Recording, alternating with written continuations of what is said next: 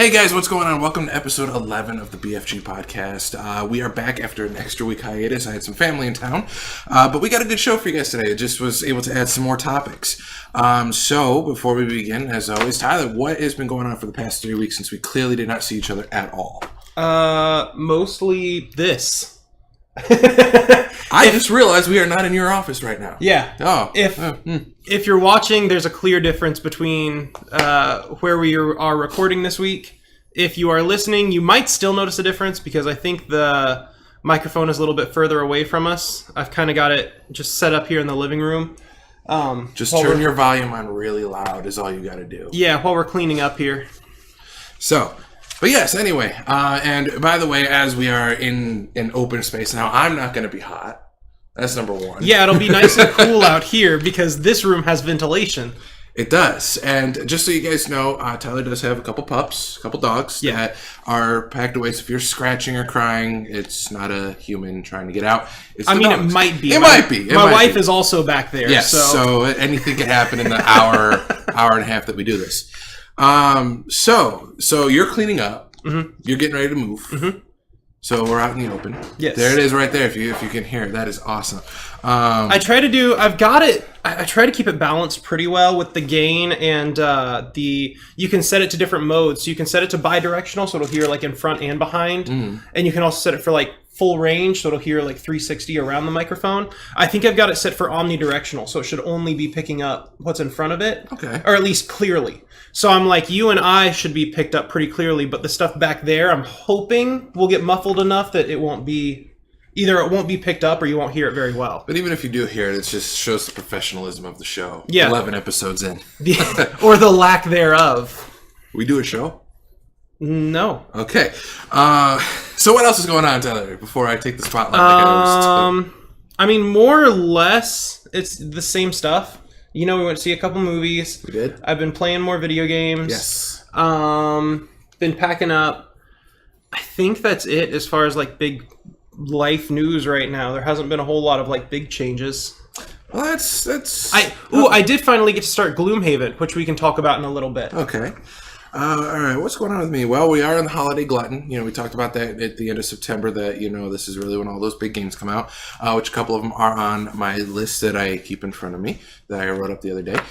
So we'll be talking about a couple of those, and really that's not too much. We had some family in town, which is why we missed a week. And other than that, really, you know, it's been very same old, just doing work, chugging along, watching the Bills lose. Most of the time I have a new hat, by the way, that I brought out. If those watching can tell, it's from one of my favorites of all time. But, you know, so I want to be one of these people, so I got to wear it backwards and not bend the rim. So I think I look pretty good. I don't know. What do you think, Tyler? You think I look good? Yeah, I think you look fine. Okay, I don't believe you. I wear mine backwards because I got a really big head. Yeah, so do I. I'm not going to argue. I'm not going to argue at all. So, with all that being said, why don't we jump right into this one, because we got a pretty big show today.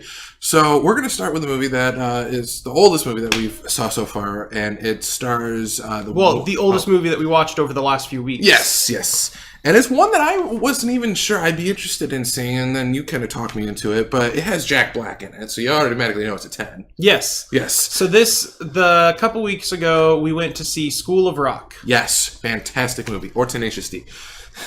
Or Nacho Libre. Or any of the other ones we could have seen, except for the one we actually watched. But the movie in question is called A House with a Clock in Its Walls, and this one is kind of like a...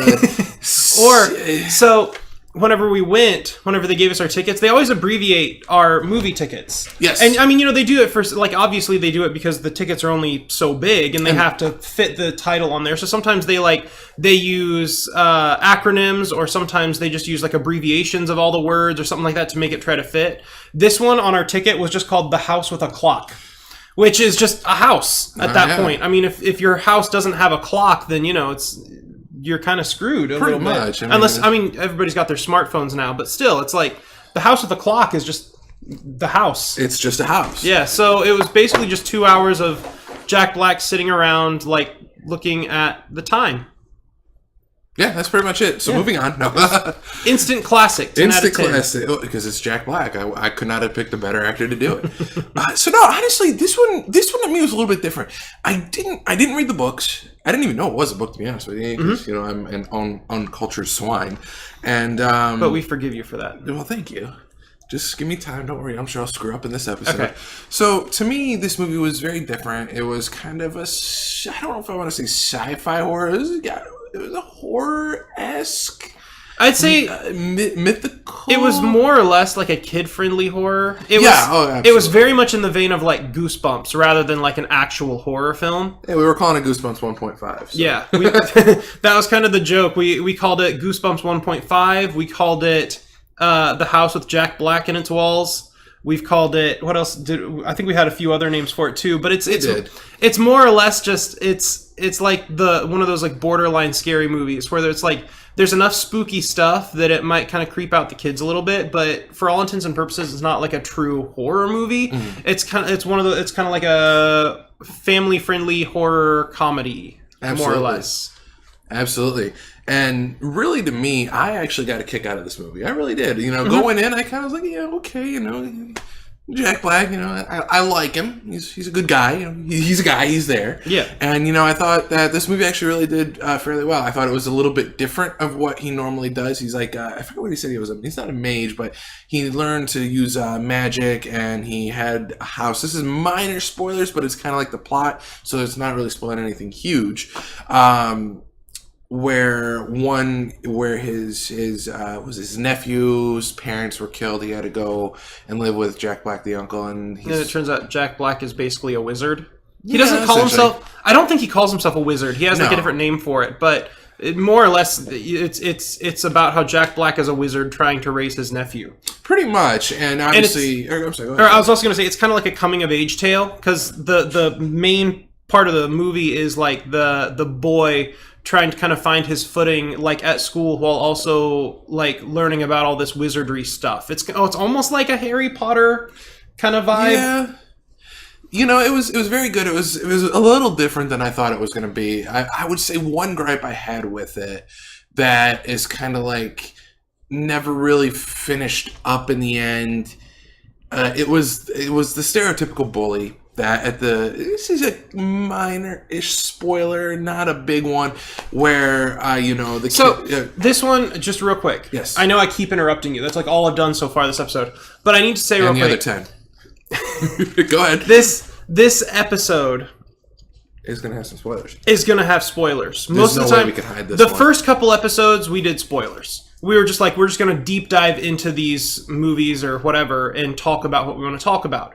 Then we kind of went for episode, I think it was like 3 through 10. Everything we reviewed, we were like, we're going to keep it spoiler free. We want to keep it so that way we can give you guys a review without spoiling anything. And that way you guys can go enjoy it on your own. This episode specifically, I'm going to go ahead and say spoilers. And normally I'm the stickler for it. Mike wants to give spoilers. Mike wants to deep dive. And I'm normally the one who's like, let's try to leave it spoiler free for the audience. This episode, I'm not going to do that because I know Mike and I are going to have some very different opinions, especially about the next movie coming up. Not necessarily this one. I think this one we're more or less on the same page. Yes. But our next movie coming up, we're going to kind of fight back and forth a little bit, and I don't think we can do that as effectively if we go spoiler free. So coming up, I'm just gonna go ahead and give you guys a spoiler warning right now and let you know we're gonna kind of deep dive into these movies and just talk about whatever we want to talk about. Yes, so, absolutely. Now moving forward from there, you have been forewarned that we're not holding back this episode. So anyway, as I was saying about the stereotypical bully, it was, this new kid comes into town, doesn't really have a lot of friends. Of course, he's being picked on because, that's a staple for movies nowadays. New kid always has to get picked on. Mm-hmm. So they have, before they show us the bully, he's got a broken arm. He takes in the kid, I think he was trying to run for like class president or something. Mm-hmm. And then right after his arm healed, you find out he's like captain of the football team. He's captain of the baseball team. He's the stereotypical 11-year-old jock at this point. Yeah. So still trying to be friends with him. The boy pretty much says, hey, I've got something that can, help you out. You'll throw a perfect pitch every time, all that. And he steals the book where Jack Black says, hey, I've got one rule in this house, don't go near this book, and, he essentially raises the dead, which is a no-no. But the one problem I had with that normally it is. Yes.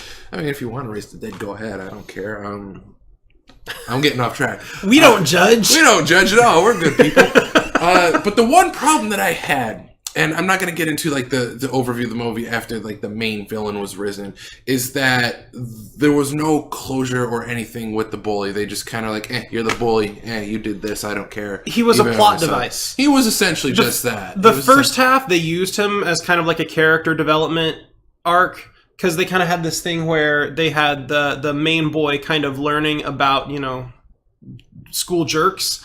They had the main boy kind of learn his main lesson about, like how people are and stuff like that from this jerk at school. Yes. And, how to find like true friends and things like that. And the boy grows out of it. But after the first half of the movie, the boy becomes a plot device. His sole purpose in this movie becomes, we need a reason for the main kid to steal this book that he's been told not to steal. Mm-hmm. And so once that's kind of been resolved and the kid steals the book, the bad, like the jerky kid, is just kind of that's it, inconsequential now. Yep. He was a plot device at that point. He literally runs away. And then I think you see him like in passing at the end, where like the main kid like kind of waves at him, like the main kid has kind of blown it off and forgiven him, and the bad kid just kind of like scowls at him or something like that. But you're not wrong. There wasn't really much. He wasn't really involved after he had used up his usefulness. Pretty much, yeah. It's just one of those things where it's like, oh well. But, overall, I thought this was a very different type of movie, which, it wasn't one that I probably would have seen myself unless Tyler didn't push me as hard. I think it was kind of a mutual thing both ways. It was one of those, neither one of us were like super stoked for it, but we were like, dude, why not? We hang out just about every weekend. It's like we normally either do the podcast or do video games or do a movie or something. Mm-hmm. So we were like, we should like go see this movie because it looks kind of interesting, and we were both somewhat interested. So I think I kind of pushed to like do it as like our weekend thing this time. Yeah, no, it's been a while since we saw the movie before then, because we kind of were in the summer lull. Yeah, and we were doing like more games and things. Yes. We'd gotten real wrapped up in like other stuff. So overall, it was a very good popcorn movie. I enjoyed it. Definitely something to see again. I think it had enough for the kids, obviously, which it was geared towards, as well as young adults or people, man-child like us, to go and see and then talk about it on the podcast. And there have been a few movies like this, especially over the last few years. But I think for me, what this movie did that I really liked was it kind of embraces this idea of like just being weird. And how that's totally cool, because I feel like one thing that a lot of movies try to do is like that whole message of like be yourself, but I think in a lot of movies that's portrayed as like the main character learning that it's okay to be yourself, but also they kind of conform. Yes, like they become happier, and you see them like being happy and being themselves, but at the same time they're not really doing anything that they wouldn't normally do. Yes, they kind of move on about their normal lives, but they're also happier because they're being themselves. Mm-hmm. Like quote unquote, but it doesn't seem like their character has changed all that much. It's just trying to push a message without really making the character have his own like quirks and things. Yes, and I feel like this movie was really good at portraying that idea of like, if you have those quirks or you have like weird things, it really embraced that, and I like that a lot, because one of the big themes of the movie was like this kid is having trouble like harnessing his latent magical powers as like a up and coming wizard, a budding wizard. Mm-hmm. And then at the end, his like basically he saves the day using like this really like goofy out there magic. And Jack Black and his female companion. She was a mistress, I believe. Like a friend of his. They lived together, but they kind of hated each other, but they were also best friends. It was like a weird dynamic, and they even touch on that in the movie. Well, it's like us. Yeah, more or less. they're both standing there like shocked as he's doing this whole thing, and then they're like, wow, that was amazing. That was, and they even say, I think they say like that was so weird and wonderful or something like that. But they really in this movie kind of really embraces that idea of it's cool if you've got those like weird quirks and you are like kind of unique, and that's fine. More than a lot of movies that try to portray that message. Absolutely. I think it portrayed its message a little bit more effectively, more or less, is what I'm getting at. It did. It was definitely an above average movie for sure, and it was definitely something I was happy to see, even though initially I didn't have any interest in seeing it, even with Jack Black.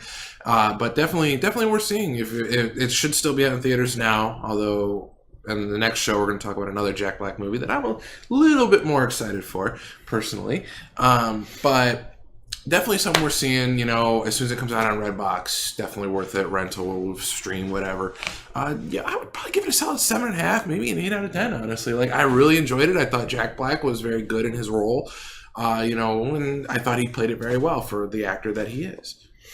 I think, based on, like, I don't know, I think after watching it, I don't know how much I would really go back and revisit it. Mm-hmm. I think it was a quality film, and I think, maybe even like when I have kids, I might go back and revisit it like with from a family perspective or something. But from like just a personal enjoyment, I think I'd probably give it like maybe a 6.5 or a 7. Okay. I think it's like just a little bit lower for me. Not because I didn't like it, but just because from like just kind of a critical and like from a personal enjoyment and a rewatchability perspective. I can agree with that, and I guess for me, I like Jack Black quite a bit, so maybe I'm a little bit more, Well, I think we kind of had that same discussion with me because we didn't talk about it on the show when we saw Rampage. We both obviously didn't like the movie, but I probably liked it a little more than you just because it had The Rock and, of course, my man crush and Jeffrey Dean Morgan in it. And I said outright that if those two were not in it, or if one of the two weren't in it, then it would be probably a lot lower than it was. Yeah. But yeah, I good movie overall. Not mad about that one, but I'm going to tell you what I am mad about because we had to transition so well. We saw another movie a couple days ago. Goosebumps 2. That's next week.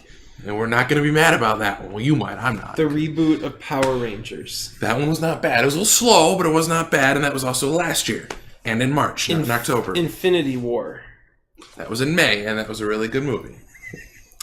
I don't know which one you're talking about. We saw... Well, it was a Marvel movie that we saw. Captain Marvel. Apparently we went ahead in time to February. No, we saw a movie called Venom. We did. We did. We also saw that one. I'm trying to put this one off. I'm really scared to get into this one because I know how this is going to go now. Well, you see, here's the thing. We've said it many times. When we started the show, we've always talked about movies right after we saw it. So we say, you know what? Let's just film it, put it on the internet, and maybe make 2 people happy and 10 people hate us. Yeah. So far, so good. Although I gotta say, I really think since we started this back in May, every movie we've seen, we've pretty much agreed on. We've had a couple that we've been off on, but not as bad as I think this is going to be. We'll see. This is what you guys probably need to see. So, who wants to start this one? As we both look down while the camera's staring at us. So, do you want to talk about the positives first or the negatives? I will actually say let's talk about the positives because I thought there were some positives. I will say that. I'm not gonna totally destroy this movie. Keyword totally. Tyler's bringing up his notes. All my notes are up here. I will let you begin then. Tom Hardy. Your turn. I was going to say the same thing. I think Tom Hardy was a really solid choice. You got like half a page there. I do. I had not seen these notes. This is going to be new to me too. I think Tom Hardy was a really solid choice, and I think he did really well with what he was given.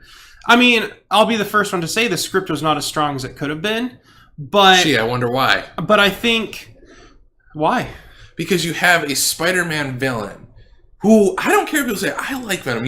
You know, when you think Spider-Man, you probably think of the Green Goblin and the Hobgoblin and whatnot like that. But when I was growing up and when Spider-Man the Animated Series was around, the first villain I saw was the Green Goblin and then Venom. So to me, Venom was always one of those higher-end Spider-Man villains.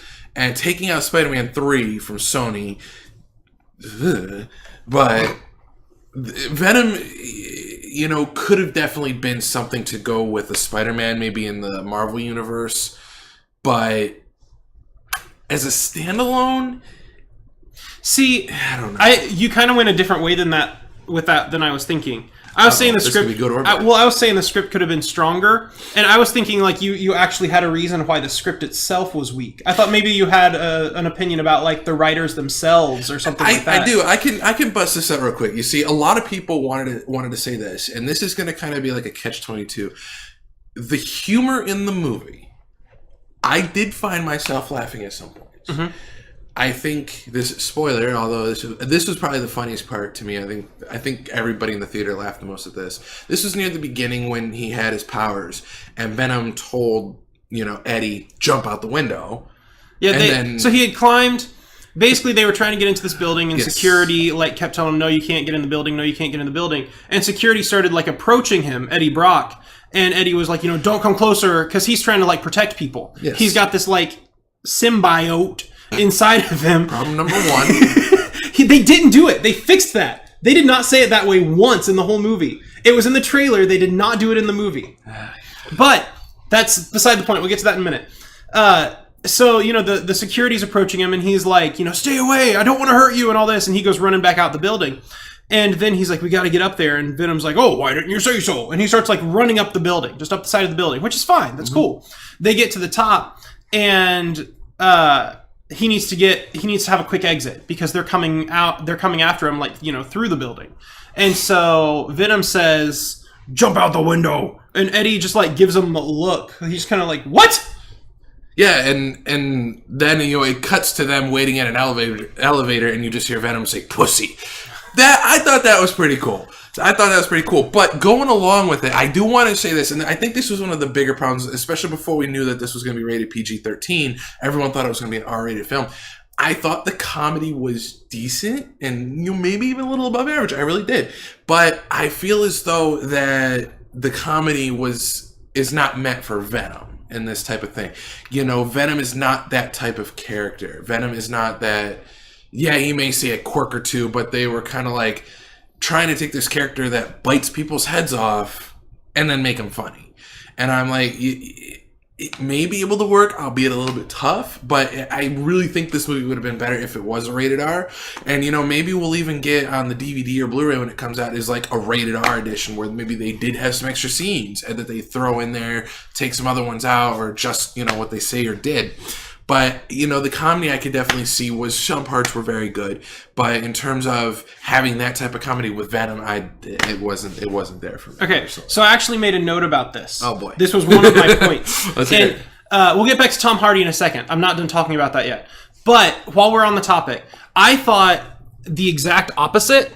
I thought that the humor and the way Venom and Eddie interacted with each other was really good. What I didn't like about it was the way they approached it, still one of those dark, really intense movies. Because I think it kind of suffered from the same problem that I had kind of with Justice League, where there is humor in it, but at the same time you got this thumping orchestral soundtrack in the background, and they're in the middle of this fight, and it's the music and the tone kind of betray the humor a little bit, where a scene could be really funny if it was executed correctly. Yes, absolutely. In this specific scenario, the humor didn't punch like it should because the music was still da da da da da da da, behind these big fight scenes while they're quipping back and forth.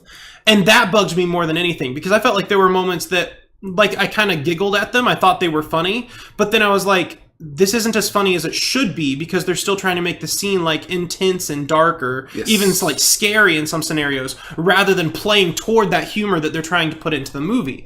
And I feel like I said, I think DC has suffered from that for a long time. They had that problem with Justice League. They had that problem even a little bit in like Batman vs Superman and stuff, and even Suicide Squad to an extent. Suicide Squad was better, and that's kind of the point that I was getting to, because like Suicide Squad and Guardians and Deadpool, these movies are really good about making like really good soundtracks. They take like a little bit of a lighter sound.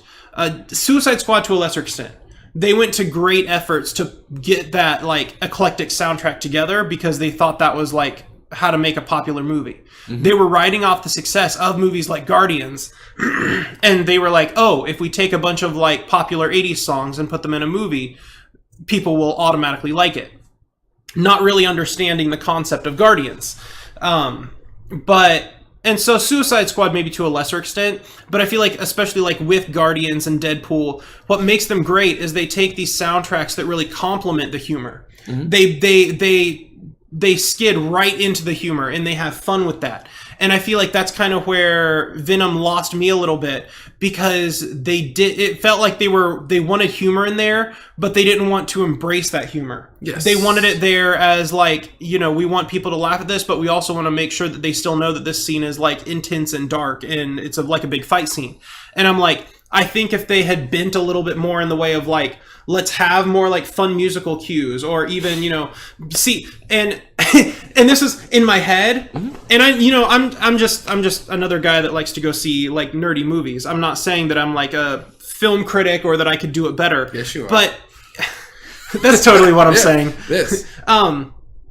In my head, what I kept thinking would have been really fun is if Venom had like some sort of weird quirk where he liked like classic rock and roll or something like that. And I feel like that would have made the character a little more interesting. That would have been a whole lot of fun, because he has these little moments where you see, you know, he's like, I like this, I like that. And you know, toward the end, he even talks about how I want to stay here. I like Earth. I want to do the whole Earth thing and, you know, help you out. And I feel like if he had like even more quirkiness and weird stuff, that would have made it even better. Because there's like at one point they're at like the top of a tower or something like that, and he goes like, I like it up here, it's peaceful, or something like that. And I feel like there are like these little moments of like humanity where you see the symbiote like kind of talking just about what he likes about Earth and stuff like that. And I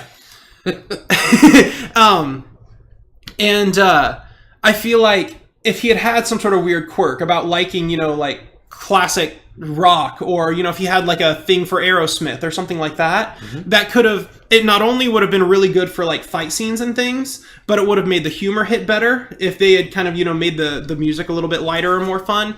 And I feel like they could have used that as like one of his powers. Yeah, because I feel like another problem that this movie had was they quickly ran out of like cool things to do with like the shape-shifting symbiote thing.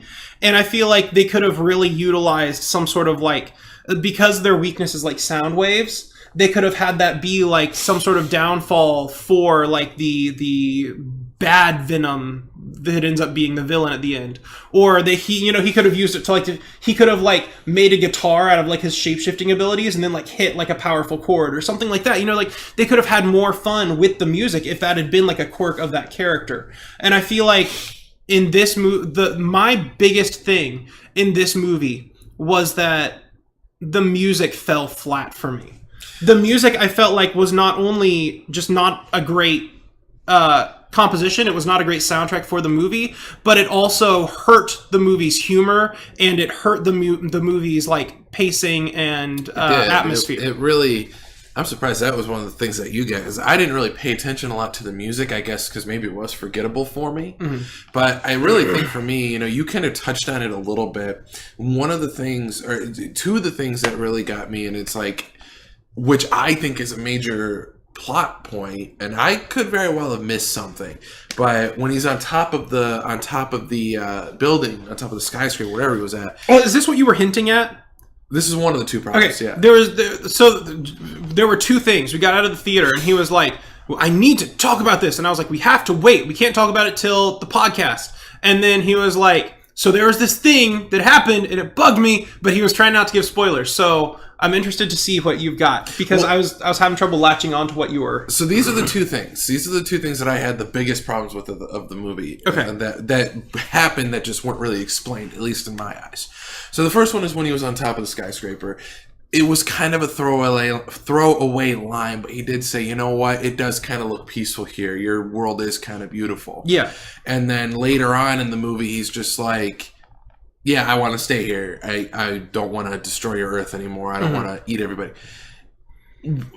There was not enough of a character arc there. No, it was just like, okay, so you saw the city lit up at night, in San Francisco, where it is. Yeah. That alone made you change your mind and want to help and stay. That really wasn't explained. Yeah. The other part that wasn't explained was in the climactic final battle. It was stated that Venom had two major weaknesses. It's the sound waves and it's fire. Mm-hmm. Which those are both canon. Yes. Those both do work as far as the character themselves. Yes. So the big thing is Venom versus Super Venom. The plot of the story, which is, again, spoilers, was that this Super Venom character wanted to get into a spaceship to go to his planet to get all the other Venoms, I guess you could say, to come back to Earth, wipe it out. Yeah. The main Venom that's attracted, that is attached, they could be attracted, I don't know, that is attached to Eddie Brock says, no, we gotta stop him. Yeah. So the Super Venom gets in the spaceship and is taking off, where the main Venom destroys it, explosion. He even says, see you later, Eddie. Supposedly kills the main Venom because the rocket explodes, so the main character, the main villain, is dead along with the main Venom. Yeah. The flames just kind of blast right on down to our Venom, sending him into the water, and then it cuts to a few weeks later, or a few months later. I can't remember exactly which one it said. I think it was a few weeks. It might have been just a few weeks. There was... Maybe it was my imagination. I know a lot of movies fall into this trap, but it felt like there was a little bit of an overusage of the kind of like, now it's 6 months later. Yes. Now it's 3 weeks later. That happens like 3 or 4 times during this movie. There's just like a black screen and it says like 6 months later. Yes. Or something like that. And it's like, okay, we get it. Yeah. That could be something. Jumping. That could be something. And I mean, even like in the Marvel movies, they use that. But I feel like they use that time more effectively. It's not a black screen. It's like you see it, you see the letters, but it's like while the action is going on. They don't like waste time by giving you a black screen explicitly stating, okay, time has passed. And and the big thing with this is you're at the end scene. Excuse me, you're at the end scene. And then all of a sudden, the main character's talking to his ex-fiance, and then Venom starts talking just out of nowhere. And it's never explained or shown or how that Venom survived after getting blasted by fire that's supposed to kill him. And you would assume that maybe he used as much of his power as he could to defend Eddie because, he kind of fell from a rocket into water. So maybe that Venom used up everything. But it's never stated how Venom actually survived that blast. See, that's interesting because that never bothered me. It does. As soon as it really does. See, whenever I saw them both falling, and then it said like 3 weeks later or whatever it was, I kind of already assumed. I had kind of already figured that was going to happen. I didn't think it. See, at first, whenever it said a few weeks later, I was thinking there was going to be like a realization by Eddie. I thought maybe like he was going to find like the symbiote was going to show back up at his door, or he was going to like find it out on the dock somewhere or something like that. It was going to be like kind of a reunion, or maybe it would start talking to him and he was shocked and he was like, holy crap, how are you still here? Or something like that. Anything. I kind of assumed there would be some sort of reveal like that, but the way they did it, I didn't have a problem with. I didn't think that would be one of like your big gripes. It was because it's like if he like found him like on the dock or something, or slowly kind of healed up, that would have made more sense. But the movie did say several times like the fire and the electrical waves are what will kill it. I kind of just assumed. So like there are a few times in this movie where they use the sound waves.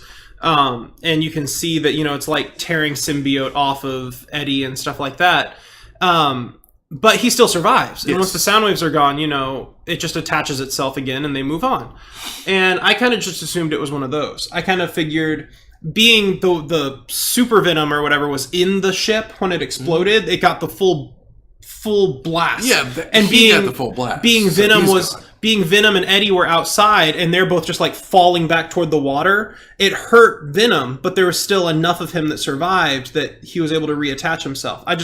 I kind of took it for granted. I didn't see anything wrong with the way they did it. Well, at the end of the day, we all knew that Venom was going to survive somehow, way, shape, or form. Mm-hmm. I just would have liked to see maybe a little explanation of, like, oh, well, I used a lot of my power to essentially, and I'm going to kind of compare, I don't know a whole lot about Venom, but did you watch Dragon Ball Z? I think we talked about this a couple times. Do you remember Cell? Yeah. Cell in Dragon Ball Z states clearly, as long as the nucleus in his head stays intact, he can keep reviving himself over and over and over again. No matter how many times he gets destroyed, no matter what he does, he can self-destruct, he can do whatever. As long as the nucleus in his head stays intact, he can keep bringing himself back.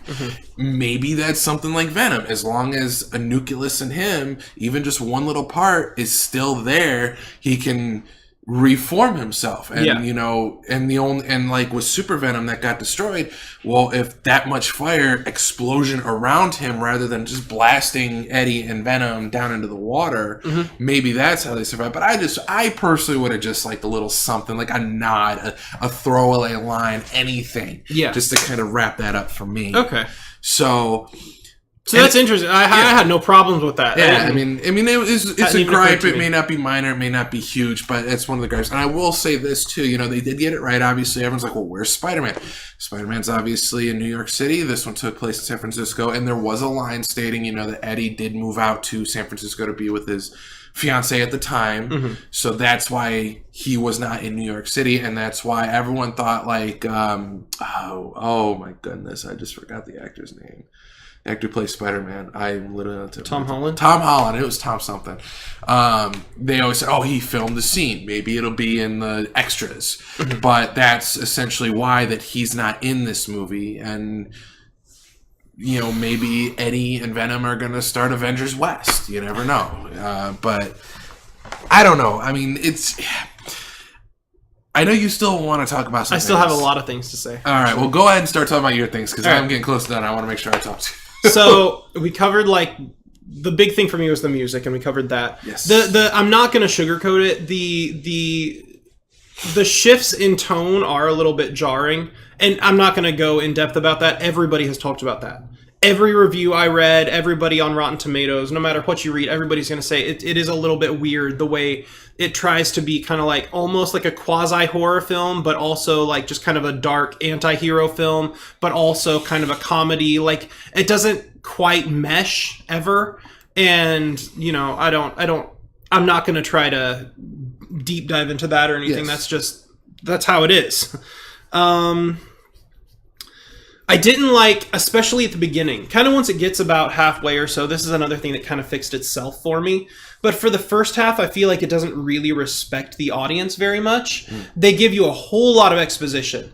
You see a lot of information on screen, and you hear a lot of people talking, and they explain like word for word kind of what's going on and what the symbiote is and who Eddie Brock is. And they try to make it really obvious through like the interactions and things and the way Eddie is that like he's a journalist, but he's also an underground journalist, but he's also a really good journalist, and they hold your hand a little bit too much. I feel like they don't respect the audience's ability to kind of grasp these things through like actions or through the things that happen in the movie. They want to really explicitly tell you about like Eddie's abilities and the symbiote and things like that before they kind of like get into the movie, I guess. Yes. And I feel like, which is why you really don't see much of Venom until almost halfway through the freaking thing. So. Yeah. Well, and I feel like too, there was kind of this weird moment where, toward the beginning, they just have him holding a notepad for everything, whether he's interviewing people or not. That's like kind of their indication. They're like, he's a good journalist because he's got this notepad that he carries around everywhere. And that like, it was just kind of weird to me at the very beginning, just how much they like, if you've ever played a video game where they give you like these like super long tutorials and they cakewalk you through like the first 5 levels trying to like ease you in, it's basically like that. Not lying. And that was the thing, too, that I didn't mention. It's like, you really don't see a lot of... You see Venom coming to Earth, and then maybe about a quarter of the way through, you see him, like, get to Eddie, And then really it was halfway through on, you get to see them do more interaction together, learning about the powers, which honestly, and I will have to give credit again to Tom Hardy, you know, he played the part very well. He was really good. I really enjoyed his part. So there was something I did like about this movie. Yeah. You know, I'm not going to totally rip it apart. Tom Hardy was really, like I said, he was really good with what they gave him. Yes, absolutely he was. I had no problems with that. I thought he was great. Yes. I did talk a little bit about the humor. I made 2 separate notes, one about the music and just how I was surprised that it was as funny as it was. It was a little bit more comedic than I expected it to be, and I really liked that because I didn't feel like it needed to be darker. Yes. I know I'm playing devil's advocate a little bit here, but there was another one of those kind of like fanboy mobs whenever they found out this was going to be PG-13, and they were like, it has to be R. This is Venom. It has to be an R-rated movie. And I was kind of like, I don't think so. If it's a well-made movie, who cares if it's PG-13 or if it's R? And I think at the end of the day, I didn't mind the humor. I didn't mind that they lightened it up a little bit. I had no problems with the way they executed it. I just, you know, my gripes were more with like the script and the way they presented the movie itself and the music. I think going along with that, you know, like R versus PG-13, I think the way it kind of felt to me, especially with the comedy that they put in there, which again was still very good. You know, I did enjoy some of it. I think mine was my favorite part was Venom basically just keeps calling Eddie a loser. It's like that's kind of like the running gag is that he's like, I know all about you, I'm inside you, you're kind of a loser. And then the turnaround is that later on he's like, on my world I'm actually kind of a loser too. And I thought that was like the funniest thing ever. It was interesting. It was. But I think the thing with me is that when they first started production on this movie, the way it felt or the way they wanted it to do was they were doing it to be a rated R movie, and then maybe halfway through they're like, you know what, let's do PG-13. Let's try to do something here to get more families to see it. I don't know. It is Marvel. They didn't want to run into another Deadpool type of thing where parents and whatnot did take their kids to see Deadpool and then bitched about it later, even though it was rated R. And you know, I really think that they were trying to do it as rated R when they first said, "Hey, let's do this," and then they changed it to PG-13, which is why I think there might have been a confliction, kind of like with Justice League when what's the director's name from the not Russo. Zack Snyder? No, when Zack Snyder left, apologies, I forget the director's name. He directed Age of Ultron for Marvel. Oh, okay. So I always get these mixed up. I always want to say J.J. Abrams, and then I'm like, no, that's not right. He's the one that's doing all the cool stuff now. Yes. It's Joss Whedon, who's also doing all the cool stuff right now. Yeah, I feel like, you know, with Justice League, you know, when Whedon came in near the end, you kind of saw a lot of elements from his side of thing for Justice League. And I really feel it's the same for Venom. Like, you saw the makings or the groundwork of a rated R movie, and then you saw the changes to PG-13 as well, which is why I didn't really mesh. So, personally, I think if they stuck with either rated R when they started it, or if they said, no, this will be PG-13 right out the gate, then it would have been a much more enjoyable movie overall. Right. For a villain-only movie that I guess is now a good guy, I mean, does Venom ever really become that much of a good guy? They were setting him up as kind of like a anti-hero, kind of like Deadpool. I mean, they could do something, and you know... Because they've got it kind of set up now, and they've set themselves up for a sequel really well. They did. But they've kind of set themselves up now as kind of like two halves of a whole, which I mean is literally what they are now. Yes. But they've kind of set Eddie up as like the good guy and Venom is like the bad guy, and they kind of balance each other out, where Venom's like, can I eat that guy? And Eddie's like, no, he's good, he's fine, we only eat really bad people, you know, stuff like that. And they kind of play like judge, jury, and executioner, and they kind of take that like vigilante justice thing, but they're kind of like playing both sides of the field here, like good cop, bad cop almost. Yeah, and you know, something else that could very well work, that if Venom could be more of the anti-hero going forward, like maybe he'll do something for Avengers West, or maybe they do work with Disney and they can kind of get him into a Spider-Man movie like the one after Far From Home or something. I don't know. Maybe they could very well do something like that, but it all depends on the sequel that we're going to talk about in a minute, because I know, Ty, you still got some more things you might want to chat about. Yeah. I mentioned I really like Tom Hardy. I think everybody does. I made a little note saying, like, he always impresses me. He just always does the best with what he's given. I've never... Even... He does movies that aren't great. I've seen some really good movies with him, and I've seen some not so great movies with him. Yes. But I've never had a moment where I'm disappointed in his performance. So, I liked him a lot. So I guess the next thing I wanted to touch on was whenever it's attached to him, I didn't have as many problems. Whenever it's like actually like symbiote running around, and even like the full symbiote costume, I thought was fine. There are moments where he's just like the blob like in like a lab or a tube or something like that before he's attached to anything, and it just looked bad. Yeah, the animation was 90s CGI. Like, I'm talking like the original Power Rangers TV show had stuff that looked like this. That's an exaggeration. It wasn't that bad. That was a really bad analogy there, but it looked rough. I'll throw you guys for a loop on this, and if you can remember this, it looked like the Secret World of Alex Mack when she would kind of go down into her puddle, except the puddle would have been black for Venom and not like that silver color. So I don't even think you know what I'm talking about on that one, do you? No. Okay, well, don't worry, because maybe one person out there will. But shout out to Secret World of Alex Mack, great show. It did not look good.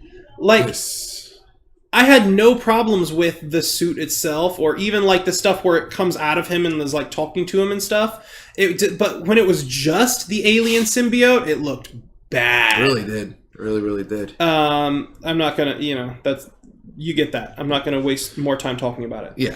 I legitimately made a note saying they fixed the way they say symbiote. They did. I liked that a lot. It was in the trailer. Everybody laughed about it. Everybody moaned about it. It was a big deal in the trailers and leading up to the movie. And they totally changed it. They never say it symbiote in the movie.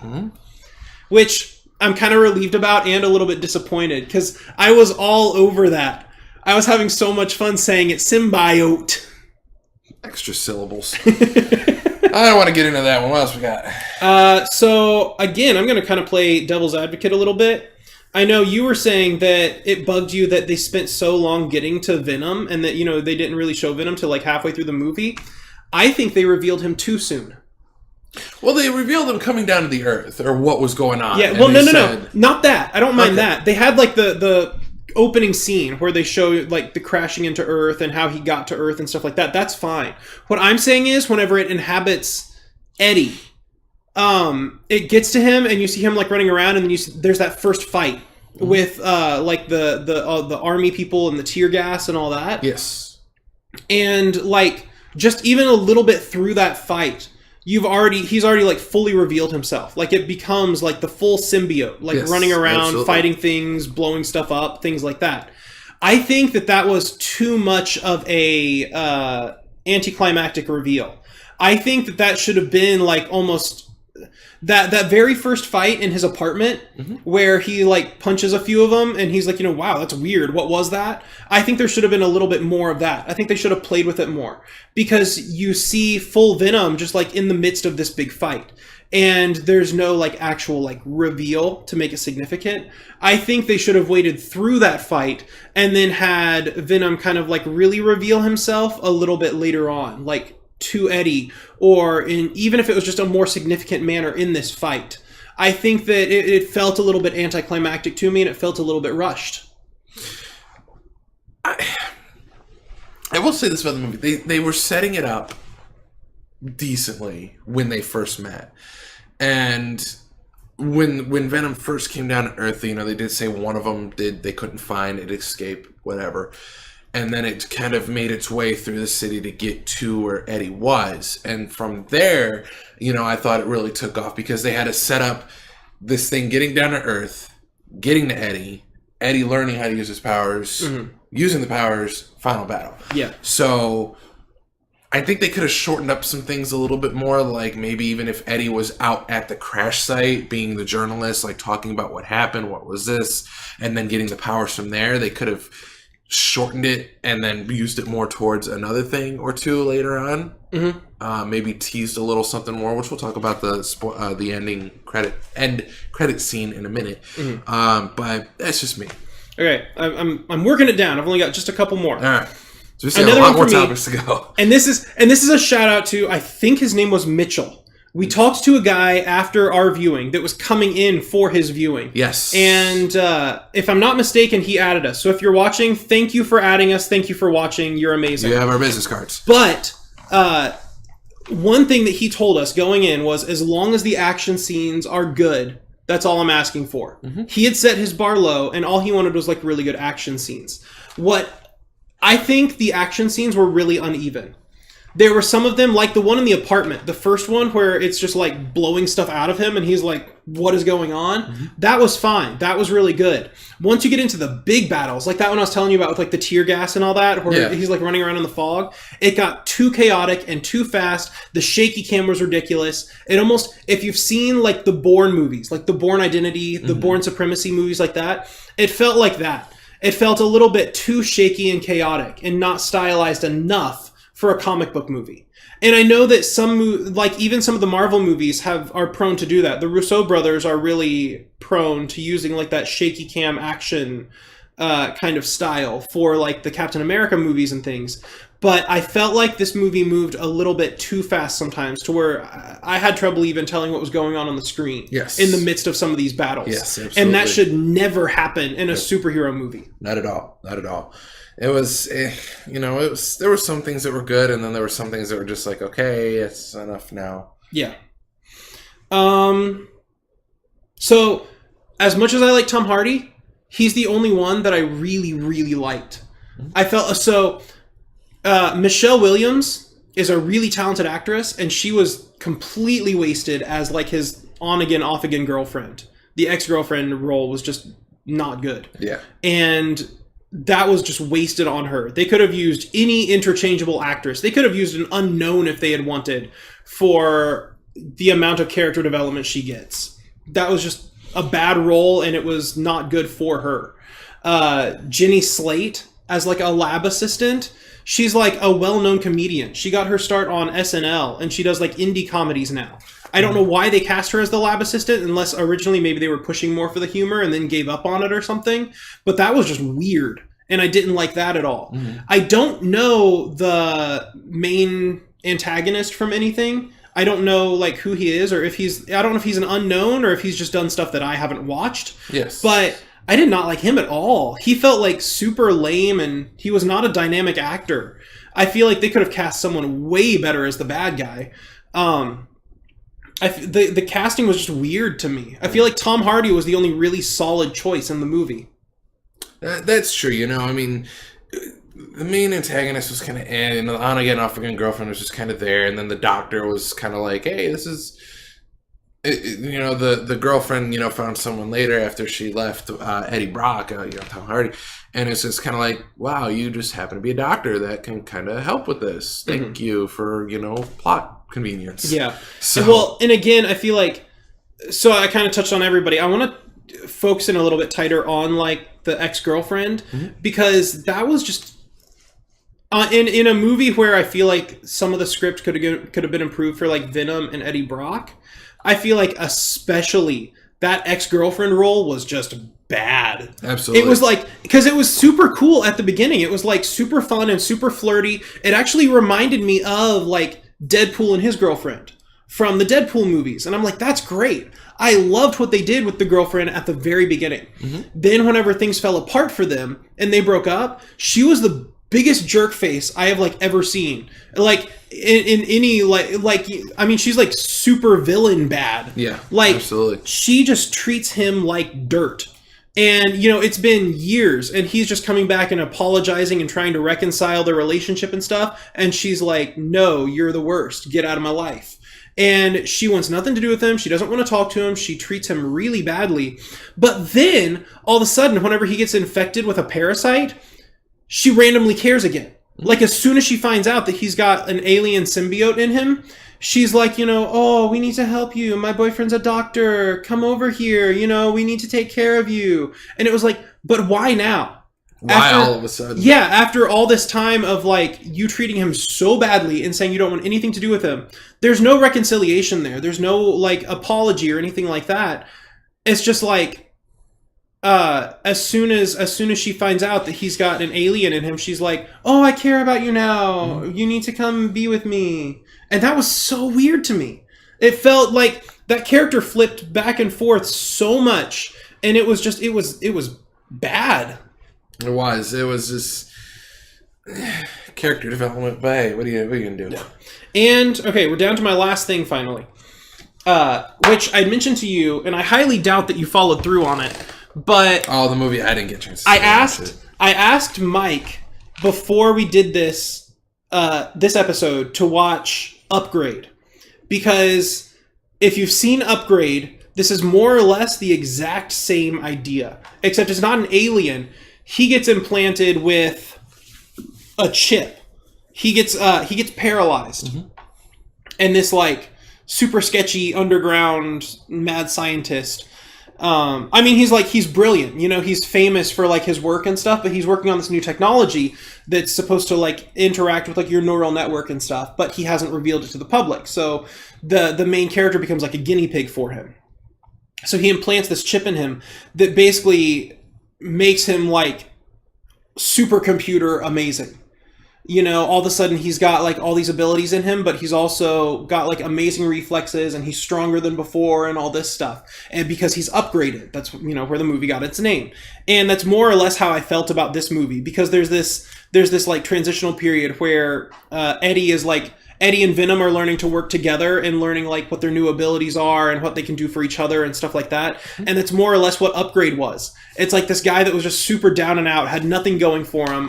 You know, his girl was gone, he was paralyzed, all this. And then he gets this chip put inside him, and it starts talking to him because it's connected to his brain. It's talking through, like, his sound waves to him inside his head. And it starts talking to him about, like, all the cool things he can do and all the new abilities he has and all this stuff. And it turns into, like, a revenge tale, where he's basically going and taking out the people that killed his wife and paralyzed him. Yes.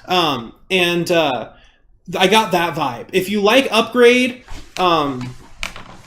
the core concept is more or less the same for Venom. It's that idea. He has this... I mean, in here, obviously, it's the symbiote, and it comes out of him, too. Mm-hmm. But the core concept of, like, it's this voice in his head, and it's telling him, you're better now, and you can do all these cool things. It reminded... There was a really strong Upgrade vibe. Yes. So if you've seen that was one of the strongest comparisons that I drew while I was watching it. And just really to wrap it up for me is the end credit scene. Spoiler again. Really strong spoiler. Woody Harrelson is Carnage. Okay, yeah. I could see that. That makes me a little more interested in the sequel. And that was a lot of fun. That was a good scene. Yes. I like that. They revealed Woody Harrelson as Carnage in, like, maximum security, and you know that he's going to get out and terrorize the city, and Venom and Eddie will have to stop him. And then the second credit scene, the real after credits scene, was just an extended look at Spider-Man Into the Spider-Verse. Yes. And that just keeps looking better and better. So I don't want to get, like, super in depth about the Spider-Verse trailer. But the extended clip just has me more and more sure that it's going to be great. So hey, as of right now, Sony with this deal with Disney, 2 for 3. I would say, or at least 1 for 2. I would go as far as saying 3 for 3. I think I enjoyed this enough on a personal level that I would be happy watching it again. Well, I'm going to stick with 1 for 2, possible 2 for 3. 1 for 2 being obviously Spider-Man for the PS4 is fantastic. Yes. 0 for 1 with Venom, and then Into the Spider-Verse so far is looking like a win. So 2 for 3 isn't bad, but we'll see. So, any more points? No, we got to move on. Okay, number score. What you got? 4. 4? I was going to give it another probably like 6.5 or 7.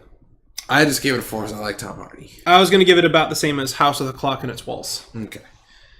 Well, that's enough about Venom. We got a few more topics to go. Okay. So, this was just announced this past week or so. Toys R Us. Do you remember Toys R Us, Tyler? No. Okay, neither do I. Oh, real quick. Okay, 2 seconds. 2 seconds. We'll move quick, I promise. Professionalism. I'm not going to waste it. It's just a good segue because we were talking about, like, the comparisons with Venom. Deadpool 2 is getting a new release with new Yes. footage as like a PG-13 Christmas film, and it looks amazing. This is They're gonna be taking interesting. they're taking Ben Savage from The Princess Bride and putting him back in his little like childhood bed. Like he's like 40 years old now, but they're still making him like the kid from The Princess Bride, and it's going to be Deadpool 2 telling him like the Christmas story of Deadpool. And it's going to be like a recut of Deadpool 2, so it's going to be PG-13 and a little bit more family friendly, if you can call Deadpool 2 family friendly. But More they're money cutting, for Ryan Reynolds. yeah, they're cutting out the R-rated stuff and making it a PG-13 cut. But they're bookending this movie with a Princess Bride overlay, and that's just hilarious to me, and I'm super excited. That looks, yeah. Okay, moving forward again. Sorry. So anyway, Toys R Us. Anyway, as I was saying, Toys R Us. And neither one of us have obviously heard of them. They did something interesting this week, Tyler. Would you like to know what they did this week? They said that they were not closing. No, they're still obviously, closed. they're still closed, but they said that they were going to be returning. There was almost like an ominous supervillain message saying that they weren't done yet or something. Well, when they shut down, they had the hashtag TRU to be continued. Mm-hmm. So this week, or this past week, I should say, because it's today's Sunday, they announced that the bankruptcy auction is canceled. I'm a business major, so I know what this means. Tyler's a teacher. So pretty much what that means is... But ironically, you're the one teaching me. I know. This is a change of pace. What, long story short, what this means is that Toys R Us potentially, when they shut down their stores, sold off their assets, could have made back enough money to pay off their debts. And they don't need to do a bankruptcy auction for the name or the assets they have left or anything like that. So they could be returning. They could be like rebranding themselves as a new kind of shop or as an online retailer or something. So this is what people have kind of dug out so far, and all this needs to be taken with a grain of salt. Toys R Us is shut down as of right now. However, they are rebranding themselves, maybe not using as big a space as they had. Mm-hmm. And they could also start up as a pop-up shop, kind of like how Spirit Halloween is or whatnot, you know, especially around the holidays, using the Toys R Us name. This to me is interesting because when Toys R Us first closed, you know, the toy industry as a whole, Mattel, Hasbro, Bandai, all of them, all took a hit. And, you know, you had Walmart and Target, and they're like, yeah, we're going to expand our toy sections, blah, blah, blah, blah, blah. Here's the thing that people don't always understand. Yes, more people shopped on Amazon, bought a toy cheaply at Walmart when they were there shopping for everything else to show up their kids. That did hinder Toys R Us. That is not the main reason why it closed. It closed because back in the early 2000s, Mitt Romney and a couple other guys bought Toys R Us. Mm-hmm. Or their firm bought like the assets, or they bought enough stock, and they took it private, and they loaded it up with $5 billion in debt that they could not get out of. That was the main reason. Of course, you know, online shopping did hurt them. I'm not going to say that it didn't. But that was one of their main things. A lot of people said, oh, the prices are higher. Yeah, some prices were a little bit higher, but they also offered a lot more sales on them. I mean, I can't tell you the last time outside of closer to now, the holidays, I would go to like a Walmart or a Target or something and see a sale, a true blue sale on a few toys anywhere. Whereas Toys R Us did it all the time. I remember I would always stock up on Power Ranger toys. They would be like buy one, get one half off. Stuff like that. So with Toys R Us potentially coming back as a pop-up shop, that kind of goes with what was announced right as Toys R Us announced their closing. That's KB Toys, my personal favorite, is also planning on coming back as a pop-up shop. But they were supposed to also potentially be around now for the holidays. Obviously, that didn't happen. Mm-hmm.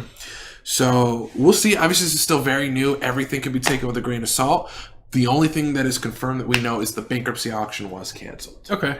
So that was a good laugh if you heard that one. You know what else was canceled? What else was canceled? The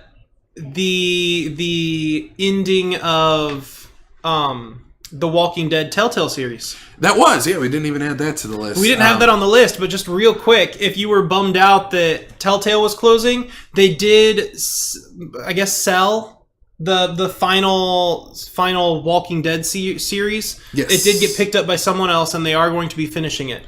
So if you were bummed out about that, we will be getting the final season of the Walking Dead episodic adventures. And I believe Ubisoft actually came out and was reaching out to former Telltale employees, like, hey, if you need a job, come apply.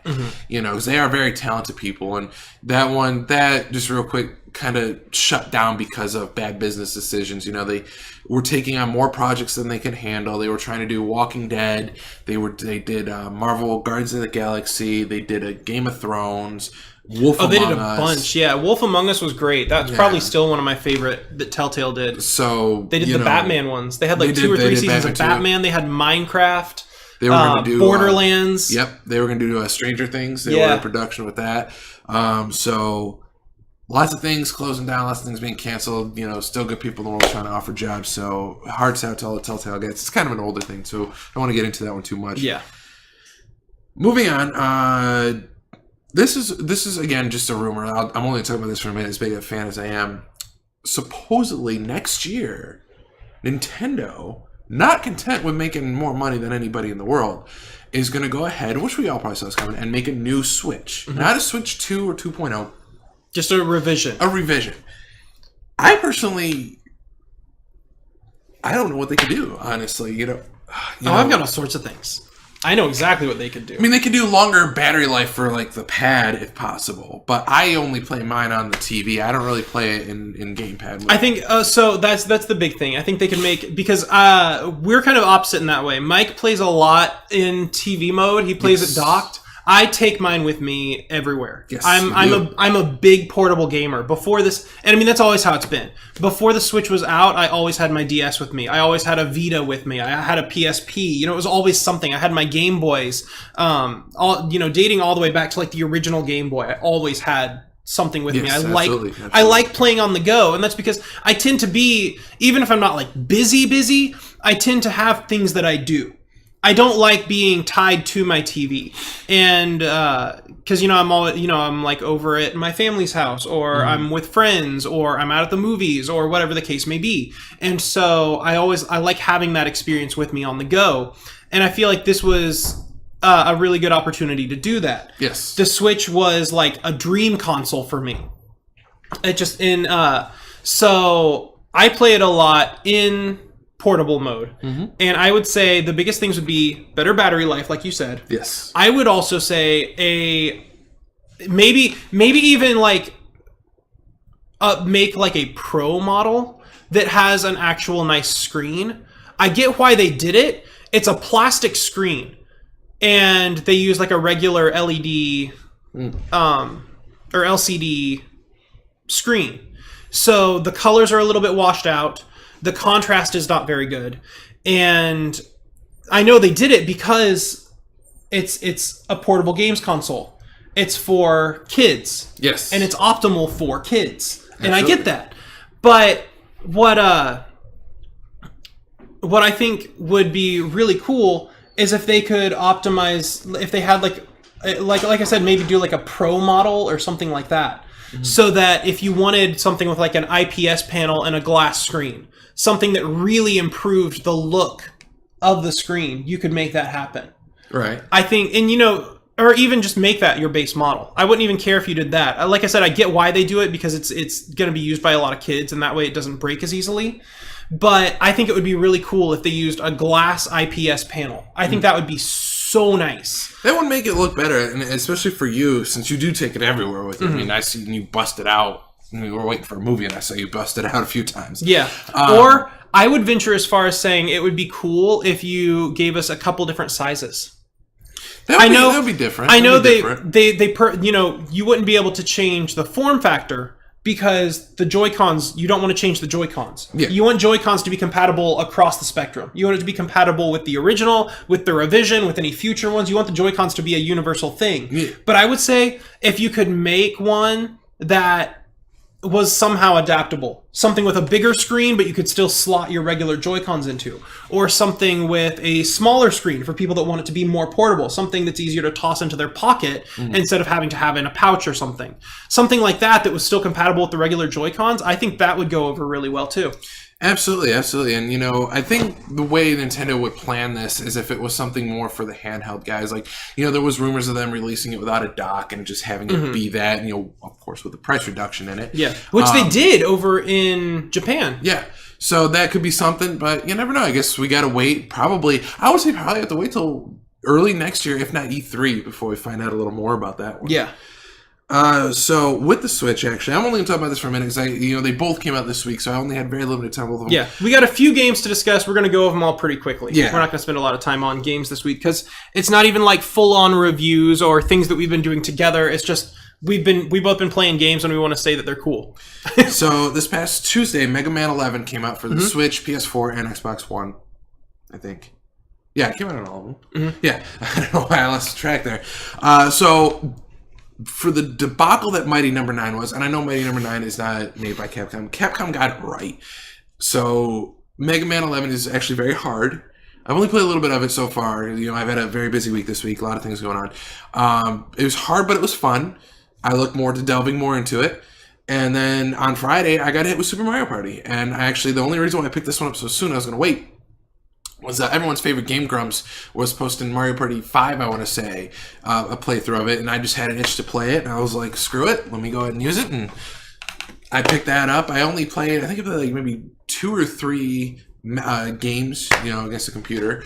And the one gripe so far that I don't like about it is, obviously I'm playing by myself with 3 other computer players, is you can't, at least right now, I haven't delved a lot into the settings of it, you can't set the different computers to different difficulty. You can either be normal, hard, or very hard. So you can't have like one easy, one normal, one hard. Right. It's all normal, all hard, all very hard, and then you. Yeah. Which I'm kind of like, give me a little bit of a challenge, but not so much where I'm like throwing my Joy-Con. And that was one of the other things too. Like, you have to use your Joy-Con for this. You can't use the Pro Controller, and you can't use the Joy-Con in the dock. You have to, because all the games, even if they don't use motion control, you just hold it on the side, and then you hit a couple buttons. Yeah. But there are some where you do have to use.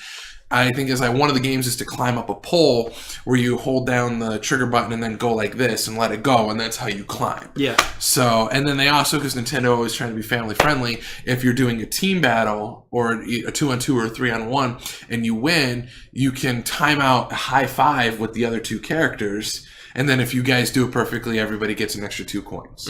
So, honestly, I thought it was fun. Definitely playing a little more of it.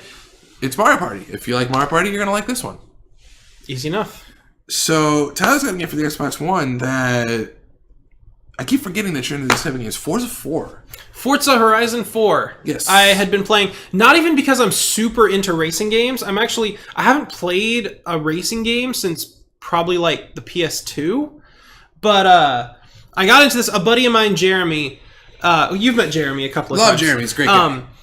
Jeremy is He's cooler than I am. It's like he's cooler than both of us. He really is. But he's super into cars and he's super into the Xbox. He's an Xbox loyalist and he is a Forza loyalist. Yes. And absolutely. this was like his big release. I mean, this was his like Banjo-Kazooie.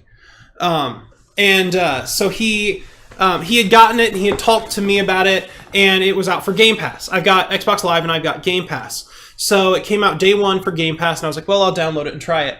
And it's kind of gorgeous, and I love it. It was like an accidental like love story where, like I said, I kind of just did it because Jeremy recommended it to me, and I was like, well, I'll give it a shot, not really expecting too much out of it, thinking I'd just kind of like drive around for a little bit and get bored.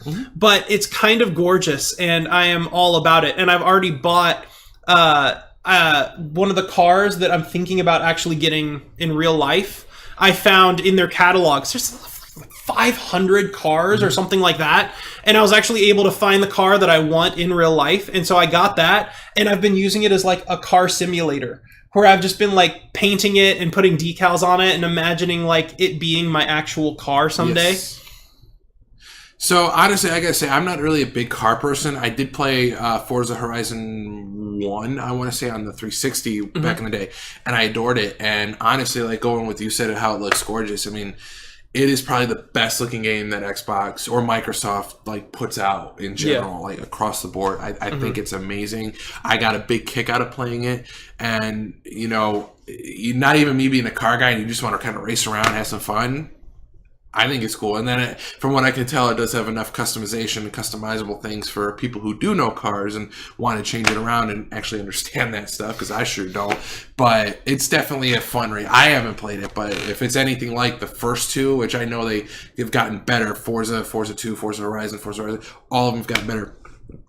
Definitely worth checking out. Yeah, no, it is. It's super gorgeous, and I'm not trying to be like elitist here or be that guy who's like, I have this. But I've got the Xbox One X, and so I've been playing it in 4K with HDR, and it's just it's insane. It's some of the best eye candy you can get on a console right now. And so I would definitely say if you have an Xbox One X, this is one of those games you should take advantage of, because the Xbox One X is built around making games look even a little bit prettier, because it takes games that run on the Xbox One or PS4 and just bumps it up just a little bit more, gives it like better colors, you know, higher resolution, things like that. Yes. And this is this is maybe one of the best showcases of the Xbox One X's abilities that I've ever seen. Yes. It's the most gorgeous game. Yes. Speaking of gorgeous games, and for the last topic we have, a trailer was leaked, I guess you could say. If it was really. This is maybe some of my most exciting game news since like The Witcher 3 or something. This just has me super stoked. So we're getting a new Harry Potter. A new Harry Potter game. That's not based off the movies. No. It's not even using like the Harry Potter characters. It's just it's like a Hogwarts open world RPG. It is. And it's made by Rocksteady. That's the big one, because Rocksteady obviously done the Batman Arkham Asylum, Arkham City games. They have got some of the best pedigree behind them. If anyone can make this game work, it's going to be them. So it's going to be like an open world RPG style Harry Potter type of game that looks absolutely stunning. We don't have any type of release dates for it yet or any type of details for it yet. It was just kind of shown. Day one purchase. I got nothing really to say about it. It's going to be a day one.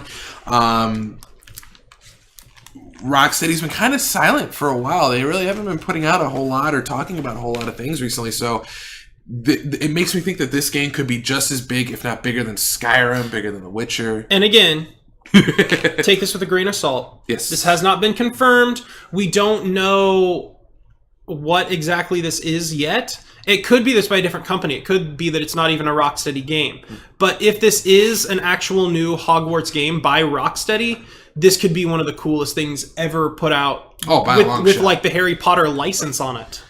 Which, obviously, you know, Harry Potter, even now, is kind of like Star Wars. As long as it's done, they're going to sell. Yeah. And it's going to do well. And I'm very much looking forward to it. I'm not a really big, like, super RPG or, you know, MMO type of person like Witcher, like Skyrim, anything like that. But you put Harry Potter on it, and I'm already intrigued as it is. I mean, even thinking back to the games that are based off the movies, they're not fantastic by any means, but it was fun. Yeah. And I'm not talking Harry Potter Connect. You know, because that one was not fun. Because we don't talk about that. No, we don't. Kind of like the Star Wars Connect game. We don't talk about that either. Harry Potter Connect is like the Voldemort of the Harry Potter video games. But seeing something like this and have so much potential, and if it is Rocksteady behind it, for how long they've been kind of MIA, I guess you could say, they are really trying to put a lot of love and work behind this thing, and I think they could do very well, and I'm very excited to get more information on it. So far behind this. Yes. So I think really that's all we had is, you know, we talked a lot about Venom. Everything else we kind of went through. It was kind of hard to talk about a lot of these games because they're so recent. And then, of course, you know, we've got our own lives to do, too. Maybe next time around, I know we'll have Goosebumps 2, but maybe next time we can get a little bit deeper into some of these games as we have more time to play them over the next couple weeks. Absolutely. So with that, I think we're going to wrap up episode 11. So I got to get out of here soon. I got some football to go and watch. I'm going to go play some board games. Yes. So anyway, guys, thank you so much for watching. Please comment, rate, subscribe, leave a comment. Follow us on Instagram, Twitter, Facebook. We are on iTunes, Stitcher, Podbean, everything you can possibly imagine. And if it's not on there, let us know, and we will try to get it on there. We are perfectly open to putting in the effort to getting ourselves out there even more.